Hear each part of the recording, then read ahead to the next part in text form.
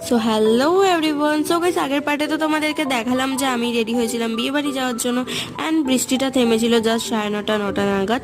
And দেখতে পাচ্ছ আমরা পৌঁছে গেছি আমাদের ডেস্টিনেশনে। অ্যান্ড এত বৃষ্টির কারণে কিন্তু রাস্তাটা পুরো পুকুরে পরিণত হয়ে গেছে, দেখতেই পাচ্ছ।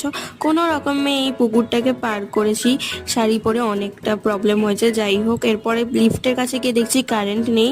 দেখতে পাচ্ছ লিফটটা ছোট, তাই বৃষ্টির জন্য সবাই একসাথে ঢুকেছিল। অ্যান্ড যেহেতু গ্রুম আর ব্রাইডকে দেখাতে পারিনি, তো এখানে তোমাদেরকে ফটোতে দেখিয়ে দিলাম। অ্যান্ড যেতে না যেতে আমাদেরকে এরকম একটা কার্ড দিয়ে দিয়েছিল। অ্যান্ড তারপরে তো যেহেতু অনেকটা লেটে গেছি, তো খেতে বসে পড়েছিলাম। বাট আমাদেরকে অনেকটা ওয়েট করতে হয়েছিল, যেহেতু বৃষ্টি থামার জন্য সবাই একসাথে ঢুকে গেছিল। সো এটা কোনো ওয়েডিং হলে করেনি, এটা একটা রেস্টুরেন্টে করেছিল, তার জন্য আরও প্রবলেম হচ্ছে। সিট একদমই কম পড়ে গেছিলো সবার জন্যে। তো যাই হোক, তোমাদের সাথে চলো দেখা করছি আবার নেক্সট পার্টে, কারণ এতটা তো এই পার্টে বলা সম্ভব না। তো চলো, তোমাদের সাথে দেখা হচ্ছে। টাটা।